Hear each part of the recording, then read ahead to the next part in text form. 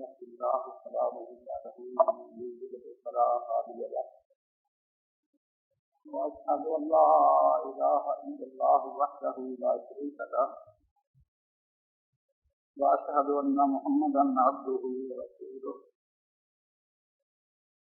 أما بعد فإن خير الحديث كتاب الله وخير الهدي هدي محمد صلى الله عليه وسلم وشر الأمور محدثاتها وكل محدثة بدعة وكل بدعة ضلالة وكل ضلالة في النار. أعوذ بالله السميع العليم من الشيطان الرجيم. بسم الله الرحمن الرحيم.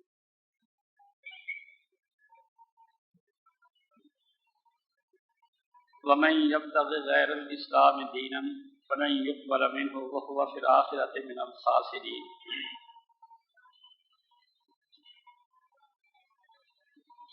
میرے دوستو، بھائیوں،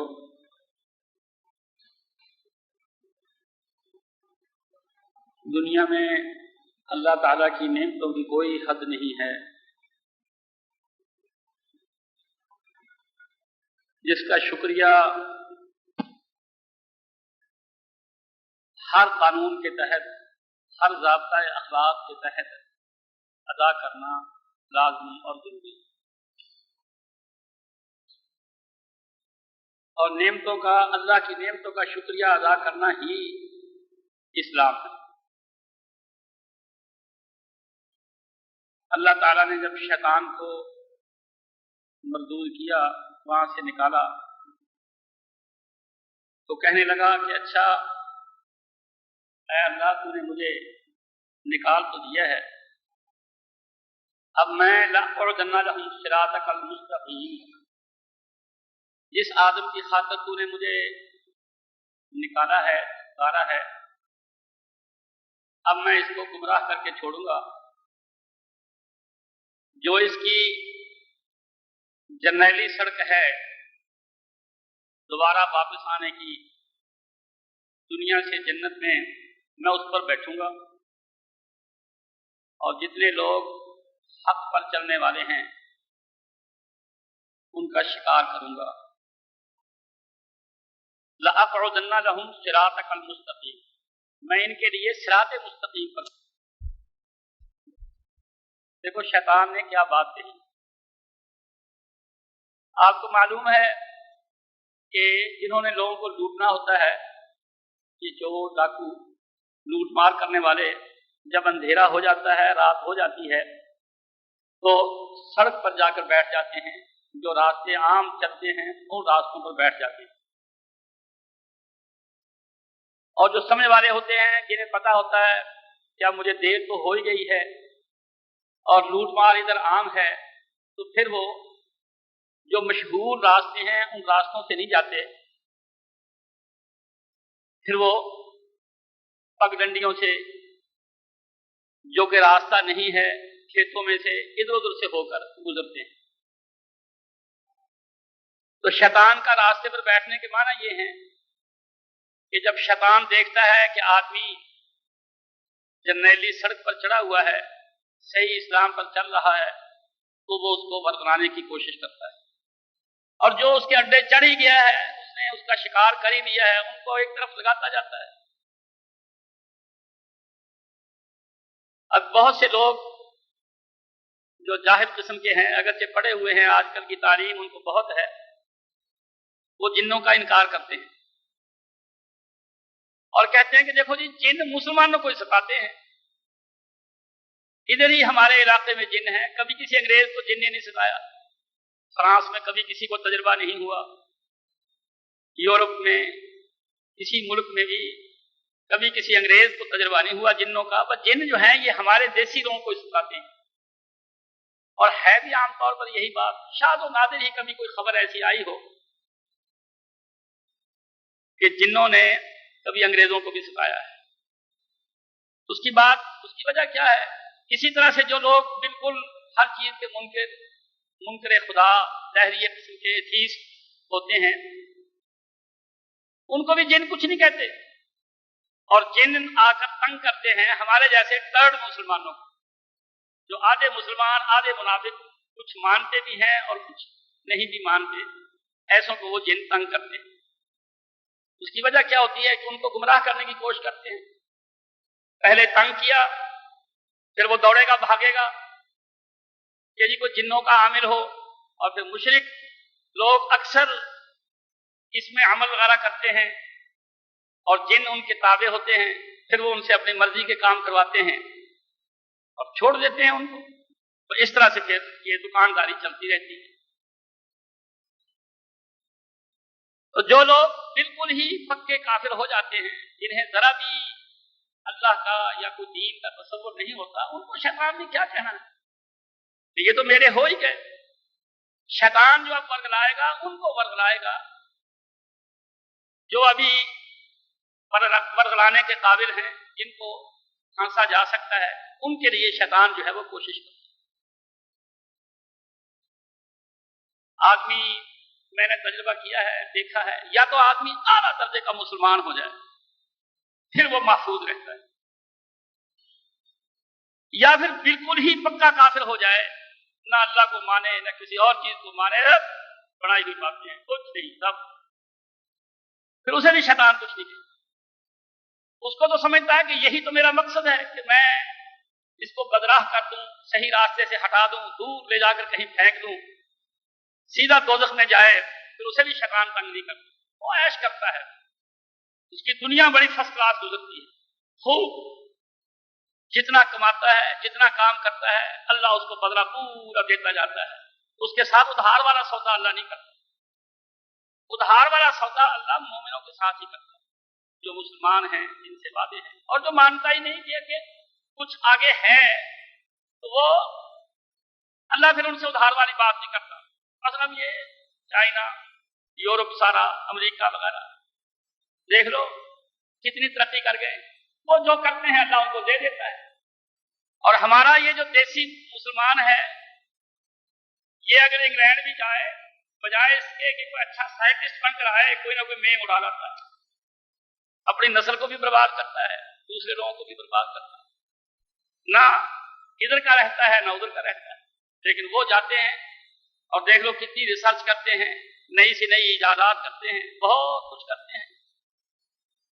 और दुनिया की तारीख हमारे सामने है, मुल्कों को देख लो, इंडिया हमारे साथ आजाद हुआ लेकिन हमसे कितना आगे निकल गया, चाइना हमारे साथ आजाद हुआ लेकिन देख लो कितना आगे निकल गया। बाकी यूरोप के मुल्क जितने हैं उनका तो खैर कहना ही क्या है। जो आदमी दरमियान में रहता है ना, आधा इधर आधा इधर, वो हमेशा नुकसान उठाता है। तो मेरे कहने का मकसद जो था वो ये कि शैतान ने गुमराह करने के लिए क्या तरीका इख्तियार किया कि लअक़उदन्ना लहुम सिरातकल मुस्तक़ीम। अल्लाह से कह रहा है शैतान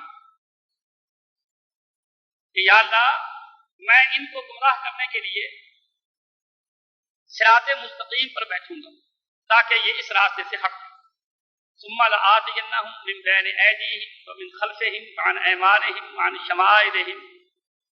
फिर मैं इन पर वार करूंगा, आगे से, पीछे से, दाईं जानिब से, बाईं जानिब से, हर तरफ से मैं इन पर वार करूंगा। किसी को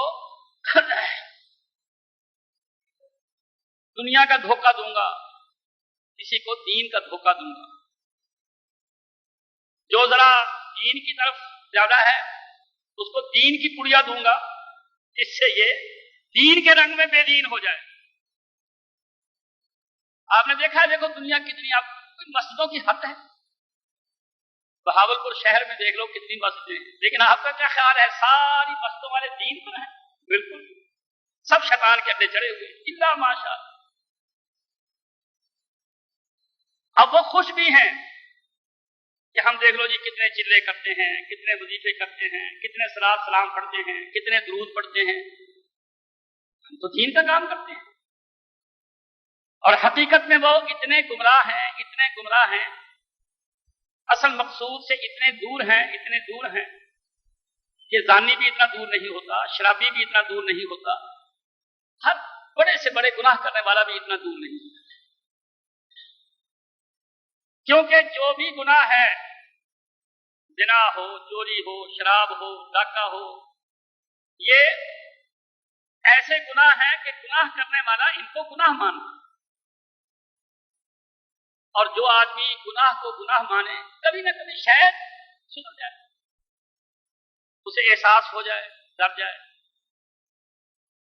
और जो कर रहा हो गुनाह और समझे नेकी, हो बीमार समझे तंदुरुस्त, वो कभी इलाज करवाएगा। चुनांचे हदीस में आता है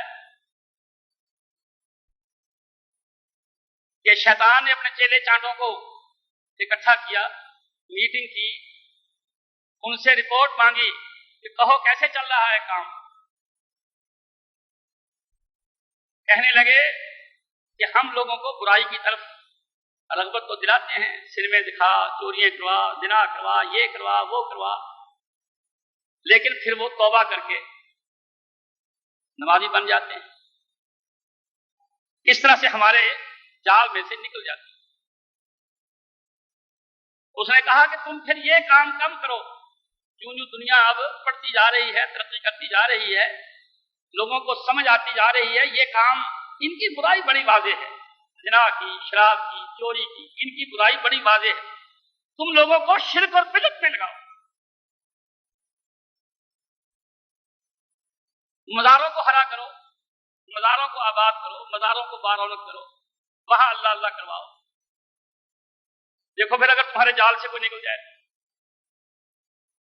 वो उसको नेकी समझेंगे, वो उसको इबादत समझेंगे, वो उसको दीन समझेंगे और कभी तौबा नहीं करेंगे। जानी तौबा कर लेगा क्योंकि उसका दिल मुलामत करता है। शराबी जानता है कि मैं बुरा काम करता हूं, इसी तरह से और गुनाह करने वाला कबीरे से कबीरा गुनाह हो, लेकिन गलत वजीफे करने वाला, पीरों को चूमने चाटने वाला, ये देख लो सारे मौलवी लगे हुए हैं, दुनिया लगी हुई, किस कदर। और फिर दीन का दीन, मस्जिदों में अजानें होती हैं, थोड़ा थर्ड देख लो अजान। आपने शिया की अजान सुनी होगी, बिल्कुल उसी से मिलती जुलती अजान बरेलवियों की होती है। शिया जब अजान देते हैं, पहले बहुत कुछ पढ़ते हैं, बाद में बहुत कुछ पढ़ते हैं, अपना बनाया हुआ। बरेलवियों को देख लो, वो कोई दुरूद आज पढ़ेगा, कोई कुछ पढ़ेगा, कोई बाद में पढ़ेगा, कोई पहले पढ़ेगा। यानी अजान से ही पता चल जाता है कि दोनों भाई हैं, दोनों एक ही किस्म के हैं, एक ही बरादरी है। फिर आगे मस्जिदों में आ जाओ, मस्जिदों में आकर शिया की नमाज और तरह की है, बरेलवी की नमाज और तरह की है, लेकिन बरेलवी के साथ देवबंदी मिल जाता है, देवबंदी और बरेलवी की नमाज दोनों की है। यहां पता चल जाता है कि बरेलवी और देवबंदी भी भाई भाई, ये भी एक ही तरह,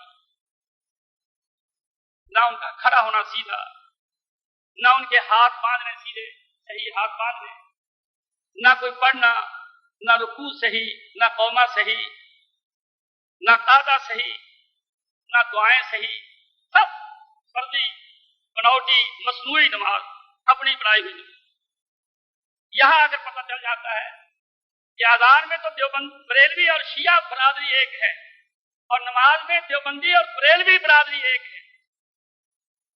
और फिर आगे बढ़ो, फिर हदीसों को देख लो कि इनकी अजान भी मुख्तलिफ, कोई बनावट नहीं, अल्लाह अकबर से शुरू होती है, ला इलाहा इल्लल्लाह पर खत्म होती है। कोई कहे ला इलाहा इल्लल्लाह के साथ मोहम्मद रसूलुल्लाह कह लो, अहले हदीस कभी नहीं, हाँ तो अजान खराब हो जाए। अब कोई सोचे कि मोहम्मद रसूलुल्लाह को बुरा कलमा है, लेकिन ये नहीं कहेगा अहले हदीस अल्लाह अकबर ला इलाहा इल्लल्लाह मोहम्मद रसूलुल्लाह, ये नहीं कहेगा।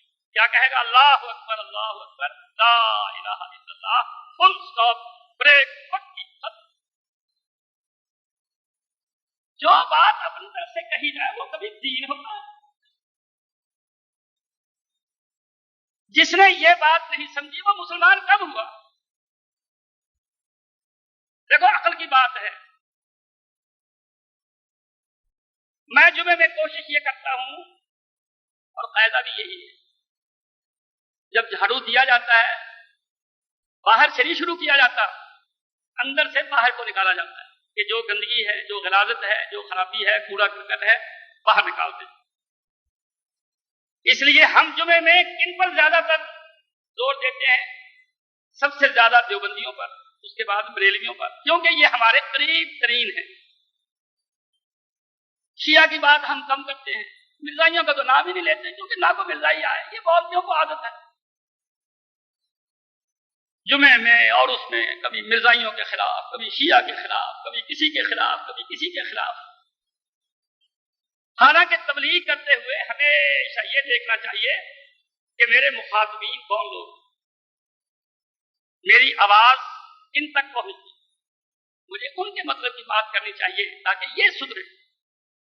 میں یہاں کھڑا مرزائیوں کو گالیاں دیتا رہوں، کیا فائدہ؟ کوئی فائدہ نہیں، کوئی فائدہ نہیں۔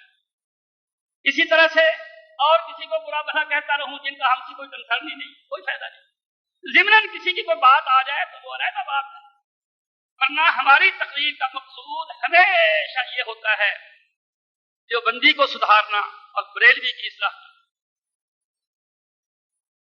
جب ہم جھاڑو دیتے ہیں تو پہلے دیوبندی کو صاف کرتے ہیں کہ یہ ٹھیک ہو جائے، پھر بریلوی کو صاف کرتے ہیں، کیونکہ ان کا ہمارا کافی قرب ہے، کم سے کم کتابیں ایک ہیں۔ اگرچہ وہ فقہ پر بہت زور دیتے ہیں لیکن جھوٹا سچا حدیثوں کو بھی مانتے ہیں، بخاری، مسلم، ابو داؤد، نسائی، ترمذی، ابن ماجہ، ان کو بھی مانتے ہیں، اس لیے پھنس جاتے ہیں۔ مولانا اشرف علی تھانوی، ان کے شاگرد، ان کے استاد، ان کا گروپ مولویوں کا، انہوں نے حدیث کی ایک کتاب جمع کی اور اس کے مقدمے میں شروع میں کیا لکھتے ہیں کہ ہمارے طالب علم، حنفی طالب علم دیوبندی بریلوی جب درسوں میں پڑھتے ہیں اور حدیث کی یہ کتابیں پڑھتے ہیں، بخاری، مسلم، ابو داؤد، نسائی، ترمذی، ابن ماجہ، تو ان کے ذہنوں میں یہ بات بیٹھ جاتی ہے کہ ہم تو حدیث سے بہت دور ہیں، ہمارے تو سارے مسئلے حدیث کے خلاف بہت دور ہیں۔ اس لیے ہمیں ایسی کتاب جمع کرنی چاہیے کہ جس کو پڑھ کر حنفی ڈولے نہ، حنفی طالب علم ڈولے نہ، اس کے دل میں انفیریٹی کمپلیکس کہ وہ بھائی میں ہم تو کچھ نہیں ہے، ہمارا دین تو بالکل خلاف ہے، یہ بات نہ پیدا ہو۔ تو انہوں نے حدیثیں چھانٹ چھانٹ کر، چن چن کر، بالکل کباڑ خانے کی ضعیف سی، بیکار سی جمع کی جو ان کے مذہب کے مطابق تھی۔ ایسی کتاب کیا اور اس کے مقدمے میں شروع میں یہ بات لکھی۔ میں مظفر گڑھ تھا، اللہ اکبر، آدمی کو واسطہ پڑتا ہے تو پتہ لگتا ہے۔ میں بورڈ آف اسٹڈیز کا پنجاب یونیورسٹی کا ممبر تھا، 5-6 سال رہا۔ ہمارا کام ہوتا تھا BA کا کورس بنانا اسلامیات کا۔ تو میں نے وہاں کوشش یہ کی کہ اس میں ایک طرف حدیث رکھی جائے، ایک طرف فقہ حنفی رکھی جائے، تاکہ لڑکے آپس میں مقابلہ کر سکیں، ان کو حدیث اور فقہ کے فرق کا پتہ لگ جائے اور وہ صحیح چیز اختیار کریں، اس کو قبول کریں۔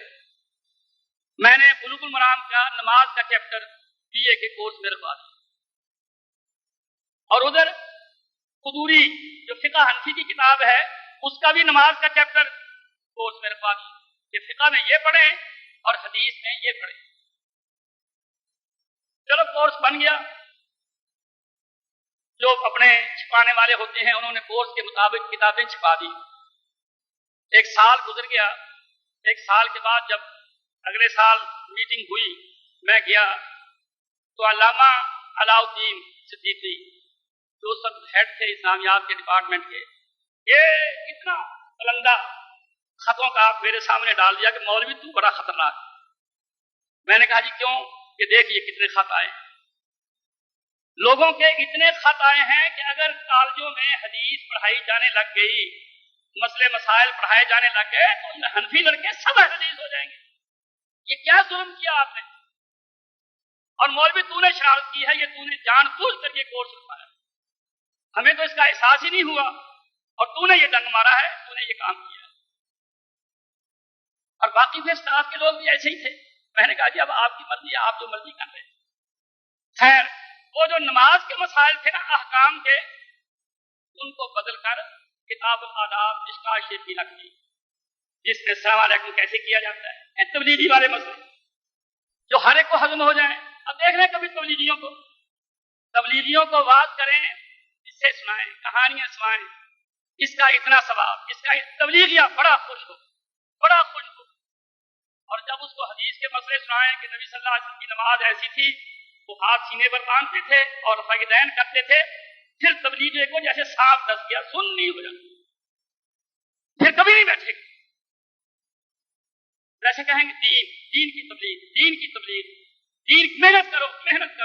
मैं पूछता हूं मेहनत किस पर? हनफियत को।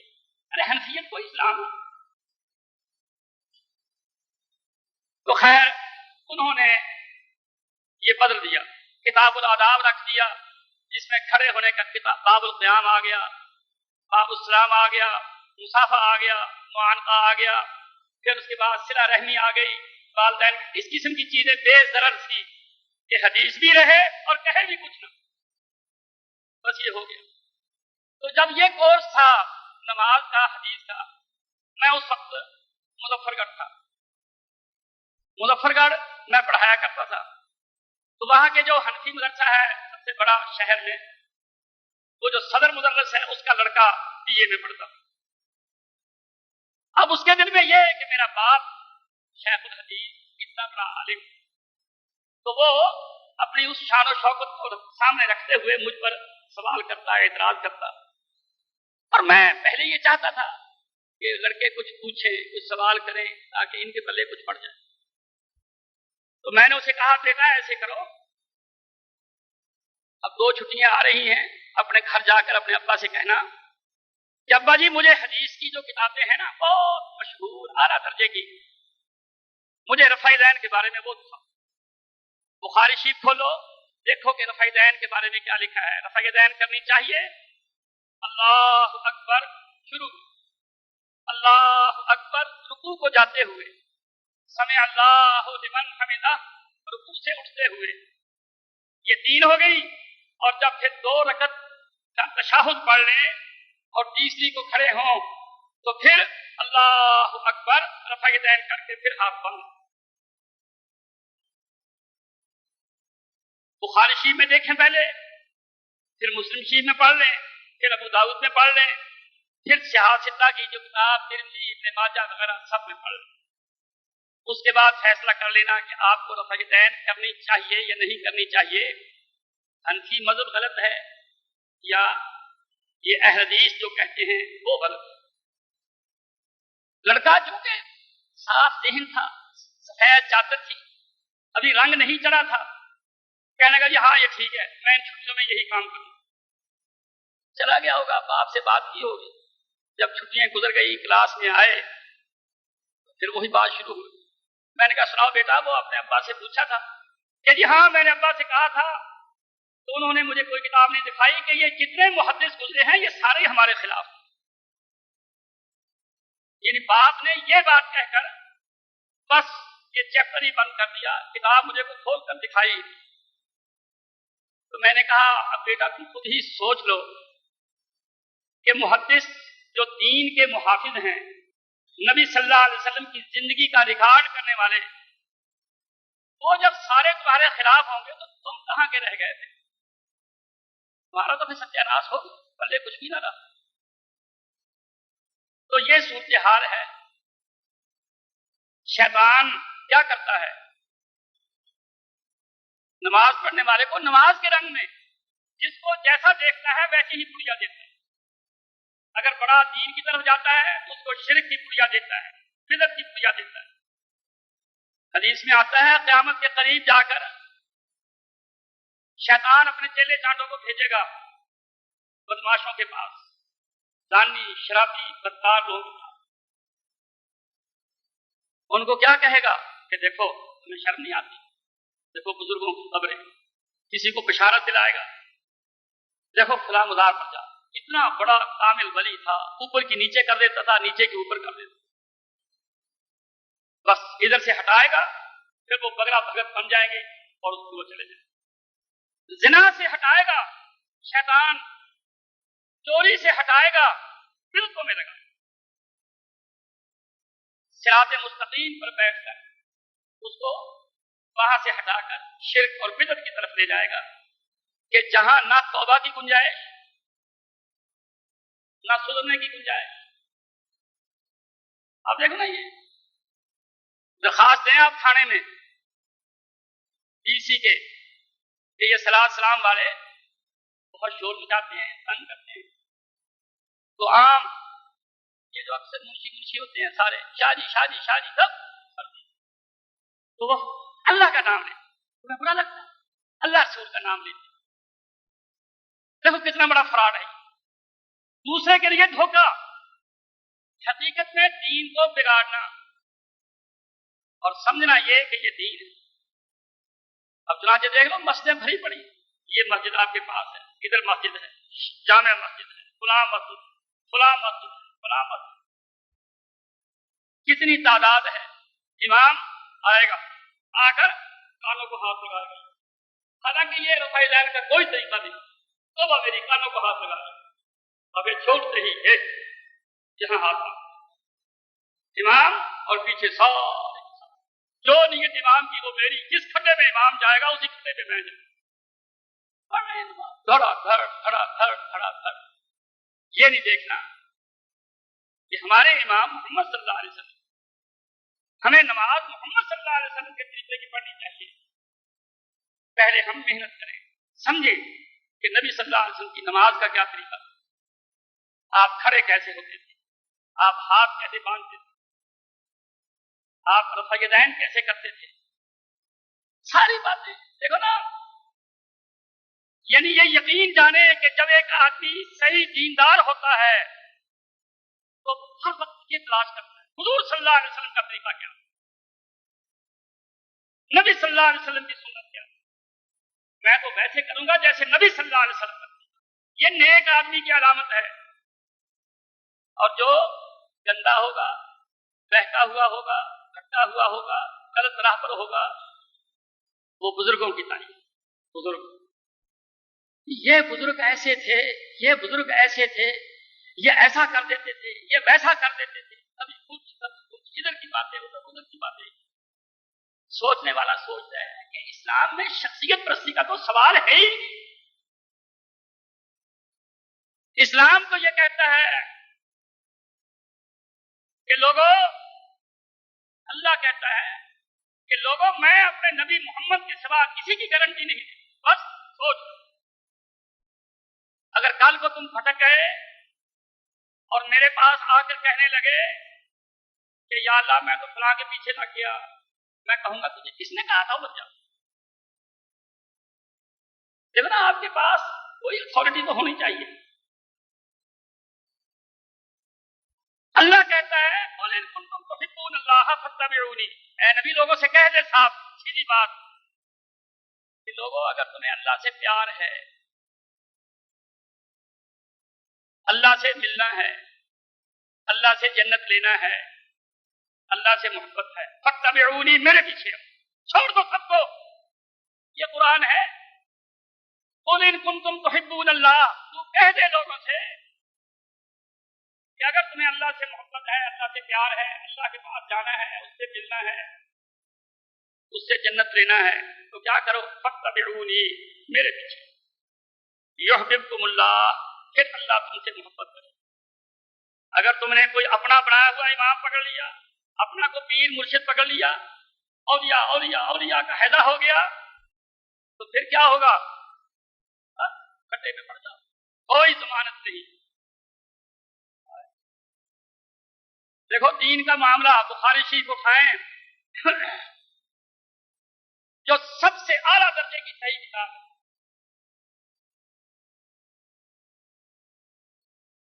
حضرت عثمان, ایک تو حضرت عثمان خلیفہ گزرے ہیں نا, یہ اور حضرت عثمان, آپ نے بھائی چارہ قائم کیا تھا مہاجرین میں اور انصار میں. یہ حضرت عثمان جو ہے, آپ نے ان کو ایک انصاری کے گھر میں ان کا بھائی بنا دیا تھا, ان کے گھر میں شامل کر دیا. یہ فوت ہو گئے. پہلے پہلے شروع کی بات ہے، مدنی زندگی کی بالکل ابتدائی دور کی بات۔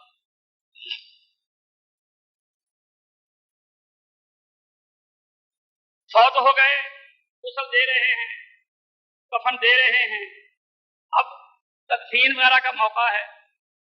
جس گھر میں یہ رہتے تھے اس گھر کی وہ جو انصار عورت تھی کہنے لگی میں گواہی دیتی ہوں کہ یہ جنت۔ دیکھو نا، دور دور سے تعریفیں لوگوں کی کرتے ہیں، لیکن اس کا حال پوچھنا ہو تو محلے والوں سے یا گھر والوں سے جا کر پوچھو، پھر لوگ بتائیں گے کہ یہ کیسا ہے۔ دور کے ڈھول سہامنے۔ اب اس عورت کا جس سے 24 گھنٹے کا واسطہ ہے، آنا، بے تکلف آنا یا کیسی زندگی گزارنا، پھر کھانے کے لیے لینا، پھر کوئی چیز لا کر دینا، پھر کبھی غصہ یا یہ وہ عورت کہتی ہے کہ میں گواہی دیتی ہوں کہ یہ، اور یہ بہت بڑی شہادت ہے۔ اللہ کے رسول نے فرمایا اللہ کی بندی تو کیا کہہ سکتی ہے، تو کیسے کہہ سکتی ہے؟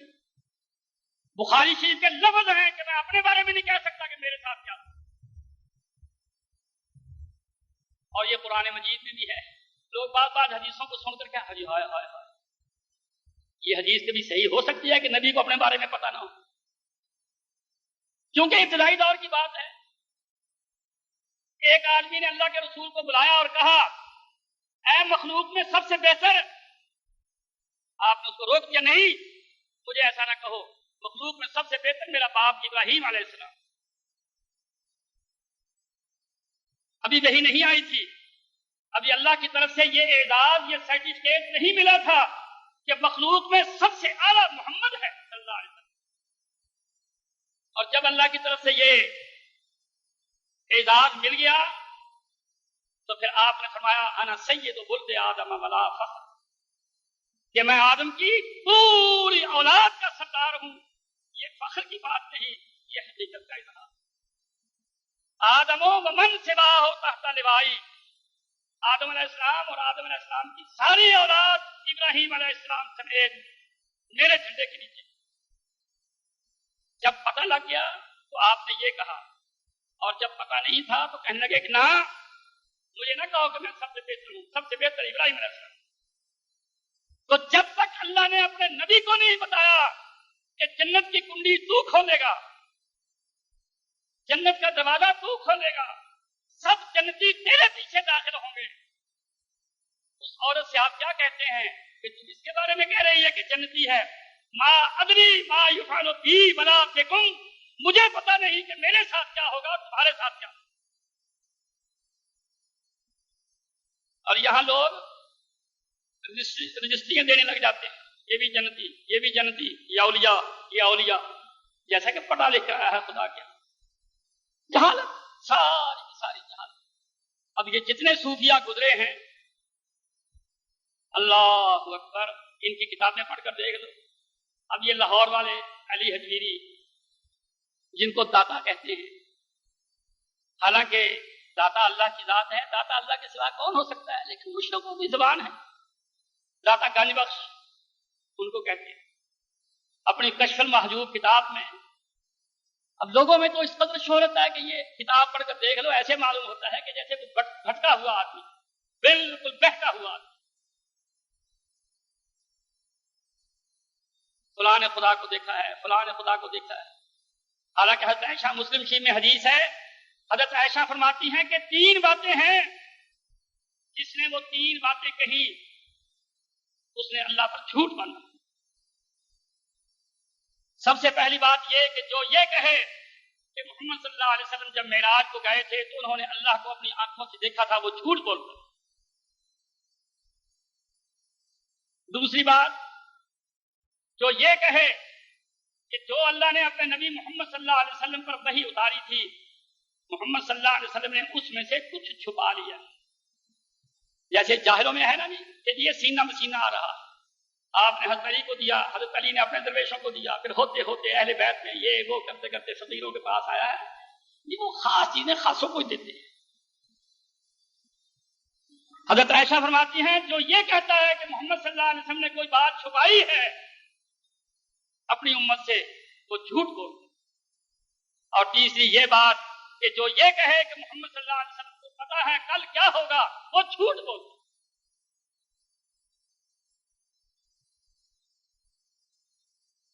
پھر اسی کشف المحجوب میں یہ لکھا ہے کہ جی فلاں بزرگ تھے، ان کو آنے والی مصیبت کا پہلے پتہ لگ جاتا. اب اس سے بڑا شرک اور کیا ہو سکتا ہے؟ فلاں بزرگ تھے، ان کو آنے والی مصیبت کا پہلے پتہ چل جاتا. اور اللہ قرآن میں کیا کہتا ہے؟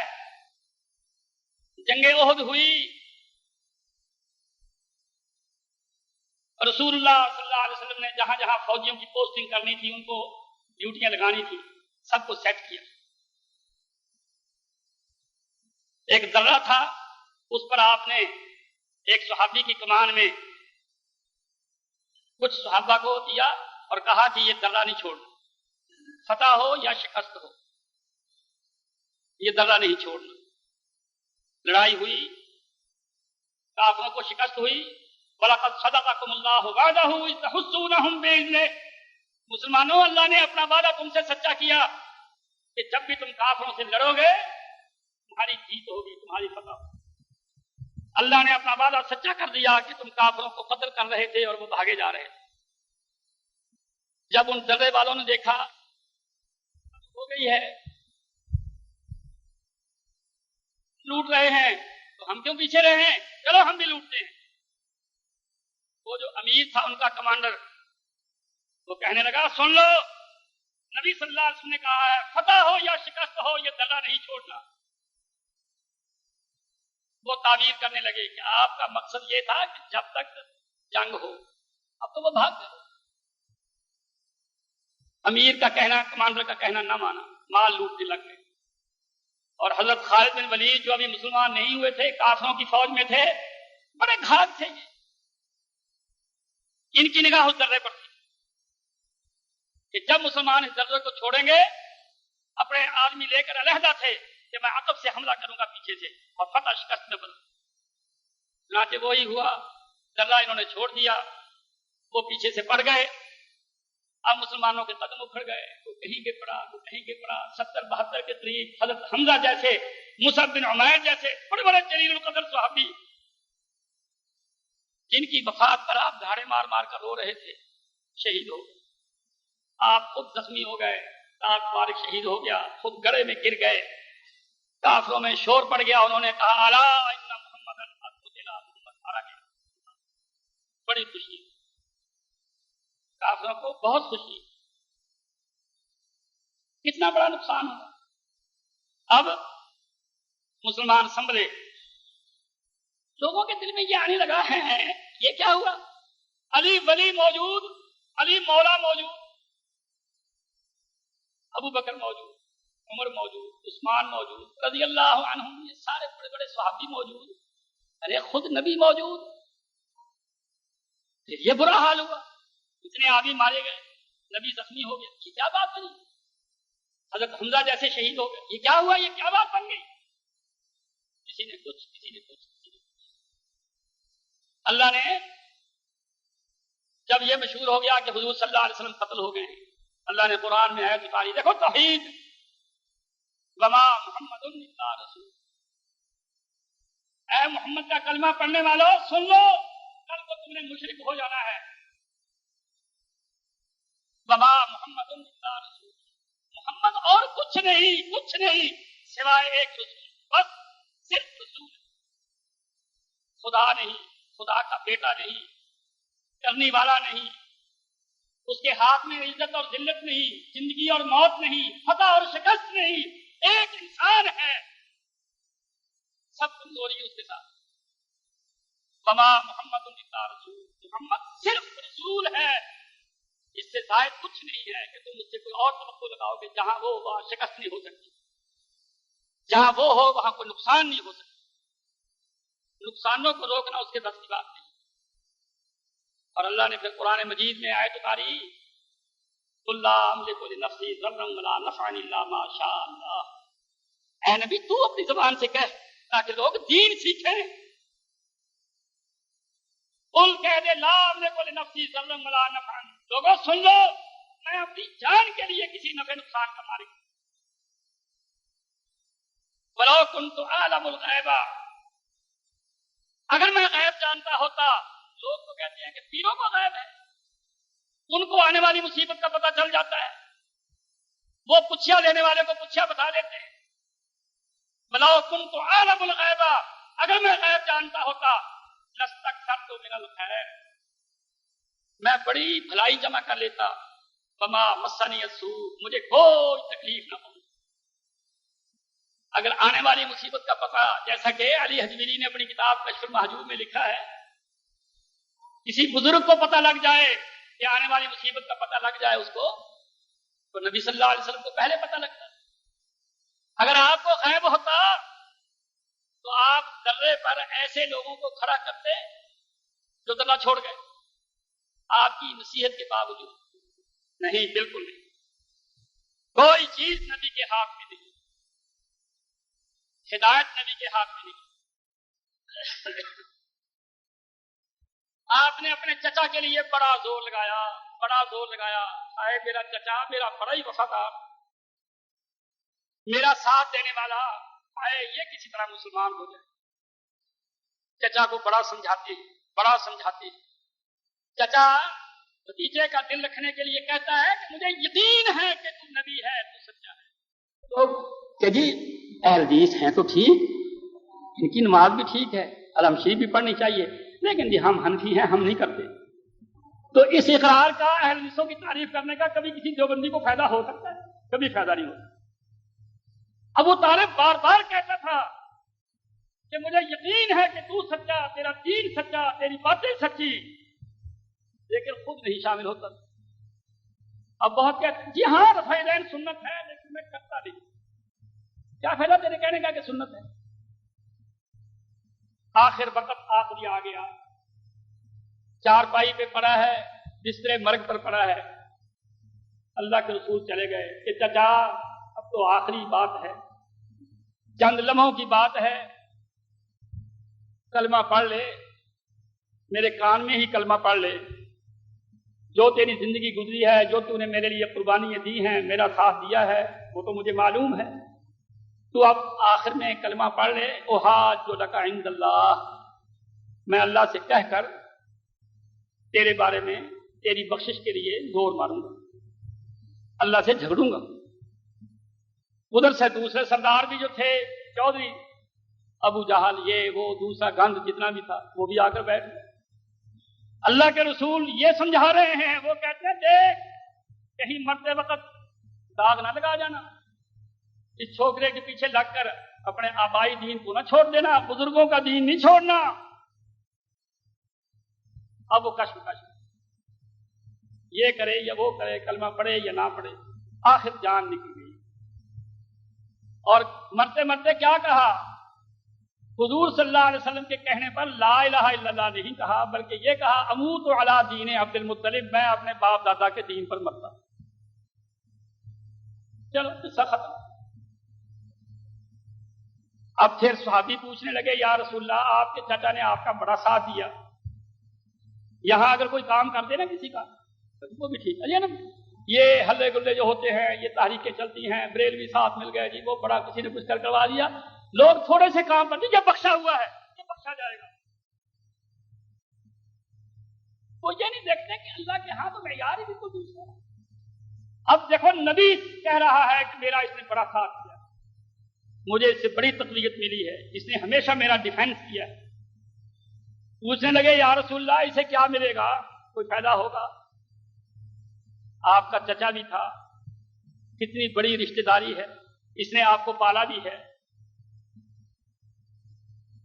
اور پھر آپ اس کے لیے دعائیں بھی کرتے رہے. جب آپ دعا کرتے اپنے چچا کے لیے کہ یا اللہ اسے ہدایت دے دے، اللہ کیا کہتا؟ قرآن پڑھ کر دیکھیں سورہ قصص، انک لا تہدی من احببت، اے نبی تو اپنے پیارے کو بھی ہدایت دے. یہ قرآن، انک لا تہدی من احببت، تو نہیں ہدایت دے سکتا جس کو تو بڑی محبت کرے، ولکن اللہ یہدی من یشاء، ہدایت دینے والا اللہ. بلال کارے کو جو حبشے کا ہے اس کو تو لا کر مسلمان کر دیا اور نبی کو اپنی زندگی میں جنتوں میں پھرا کر دکھا دیا، لیکن چچا اس کے لیے نبی دعائیں کرتا ہی رہ گیا۔ اللہ نے کہا تیرے بس کی بات نہیں، یہ میری مت۔ اور مشرکوں کا حال دیکھا، ہائے ہائے ہائے ہائے، وہ تو جی ایسی کرنے والا ہے، ایک دفعہ نگاہ کر دے اس کی نگاہ سے پلٹ جاتے ہیں۔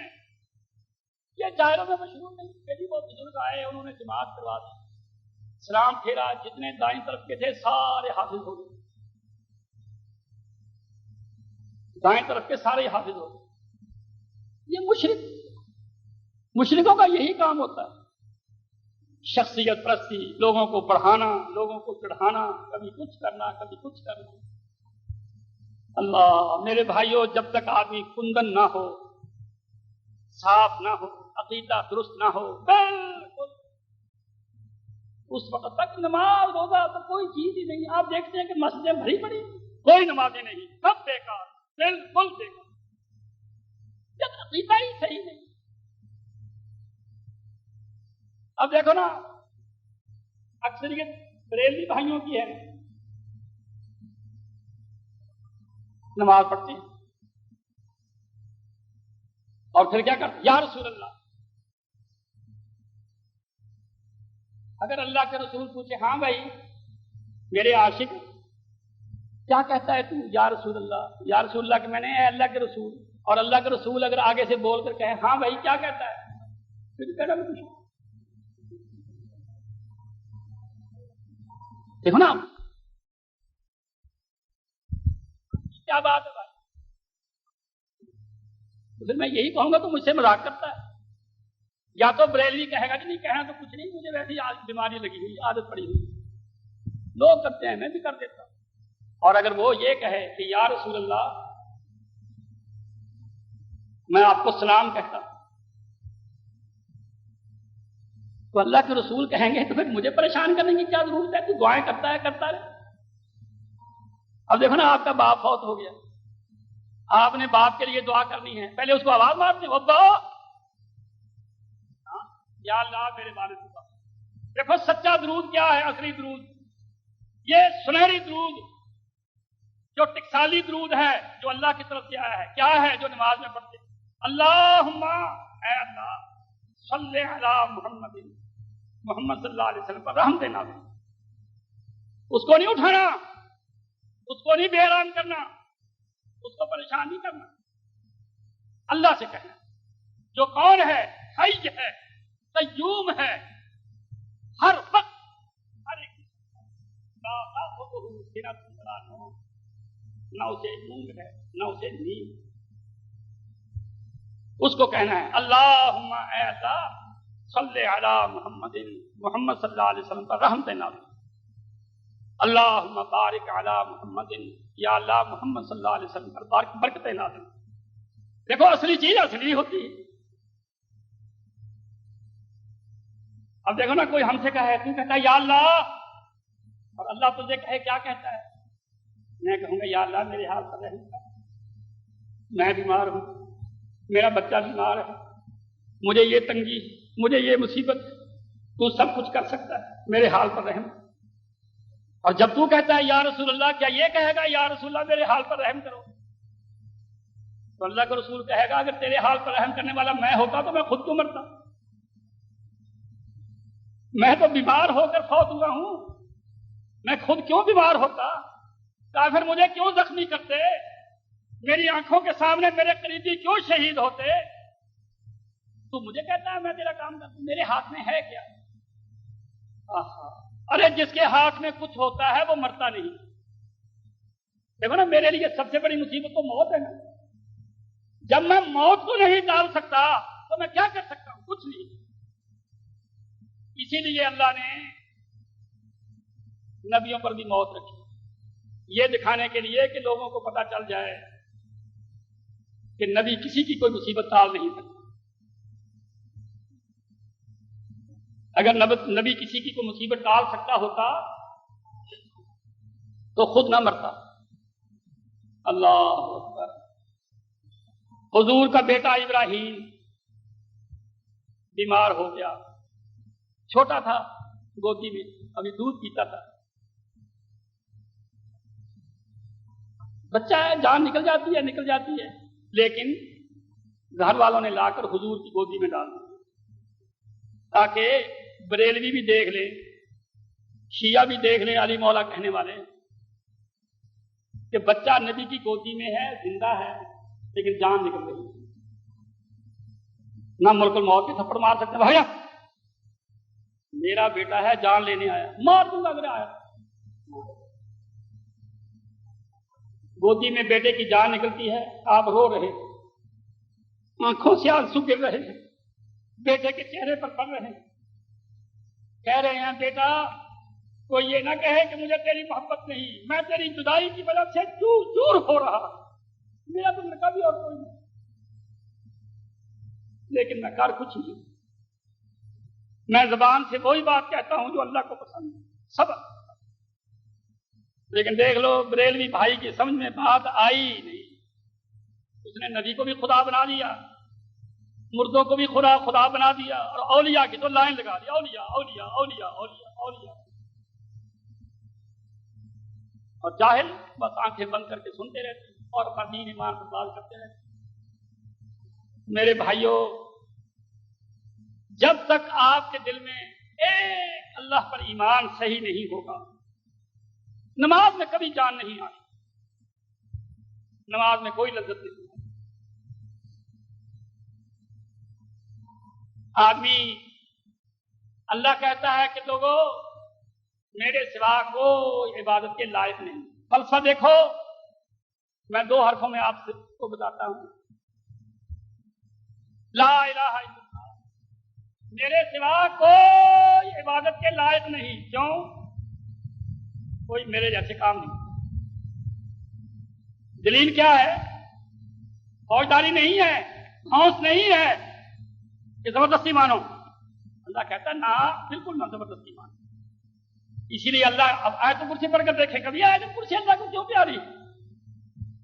अल्लाह, देखो अल्लाह अपना तारुफ करवा रहा। अल्लाह कौन है? अल्लाह ला इलाहा इल्ला हुवल हय्युल क़य्यूम।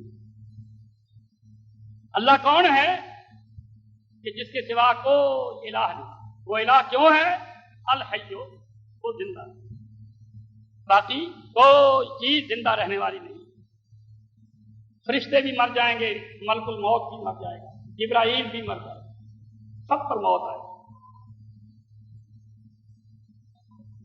वतवक्कल अलल हय्य लज़ी ला यमूत, अल्लाह कुरान में कहता है, अरे पगले,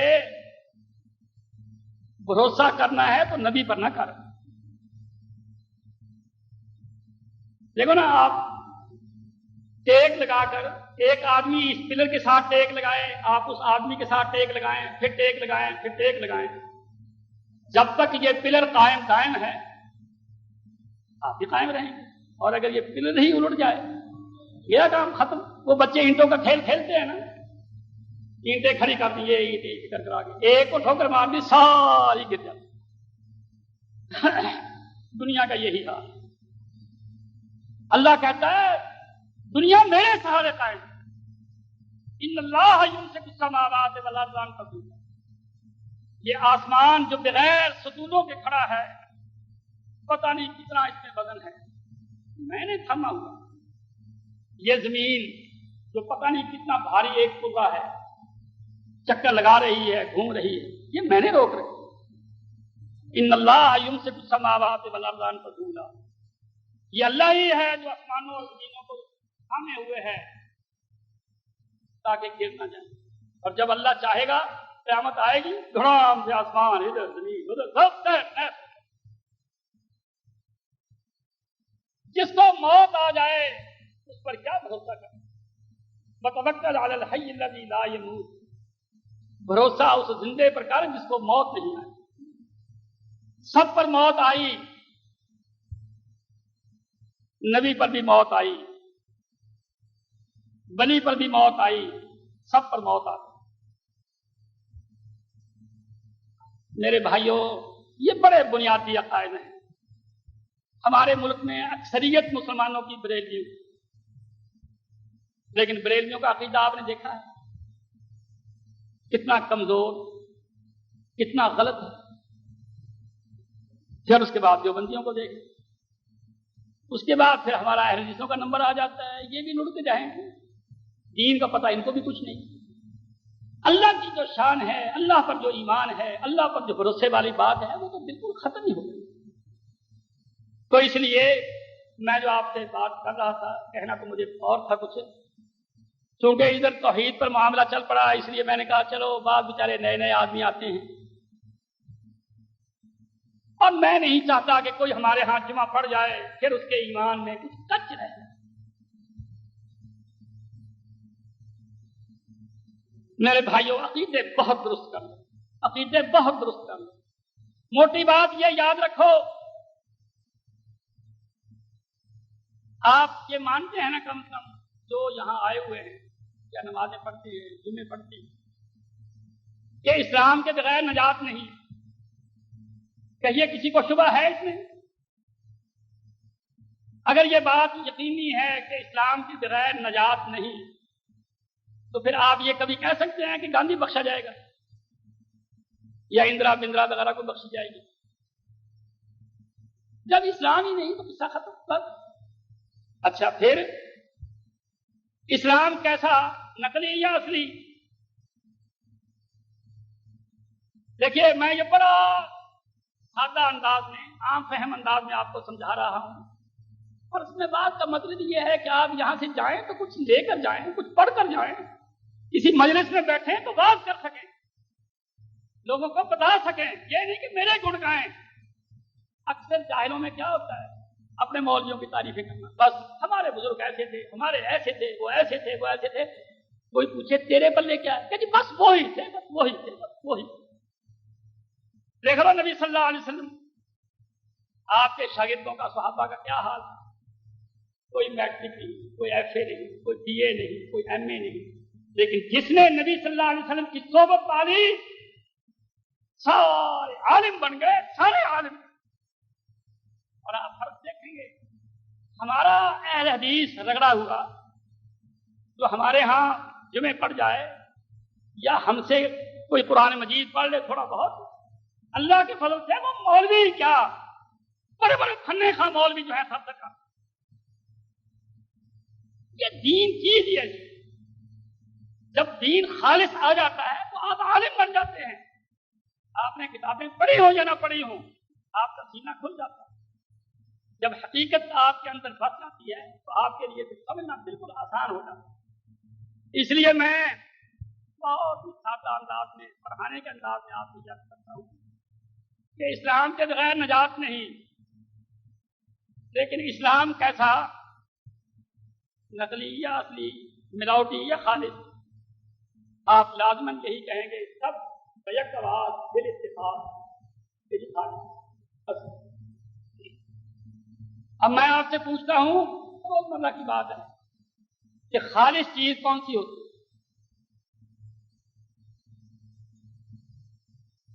तवज्जो से दिलों को हाजिर करके, खालिस चीज क्या होती है? खालिस चीज वो होती है कि उसके जो अपने अज्जाए असलिया हों, बस वही हों, उनकी जिन्स का, उनसे मिलती जुलती कोई चीज उसके अंदर शामिल हो। अगर कोई चीज उससे मिलती जुलती उसके अंदर शामिल हो जाए, वो आला हो या अदना हो, वो चीज जिसको आप खालिस लेना चाहते हैं वो खालिस नहीं। आपको बच्चा बीमार है, हकीम ने बकरी का दूध बताया, आप बकरी का दूध लेते हैं, देने वालों के पास बकरी का दूध कम होता है, वो भैंस का डालकर आपको दे देते हैं। आप कहते हैं जी बकरी का दूध है, हालांकि आपने मिला दिया भैंस का दूध। अब आप बताइए भैंस का दूध अच्छा होता है या बकरी का? भैंस के लिहाज से, अज्जा यानी मोटे होने के लिहाज से, भैंस का दूध है, वो महंगा बिकता है, बकरी का दूध सस्ता बिकता है। लेकिन अगर आप बकरी के दूध में भैंस का दूध मिला देंगे तो बकरी का दूध खालिस नहीं। अगर क्या आला चीज मिली है वो मिलावटी हो जाए, नाकिस हो जाए।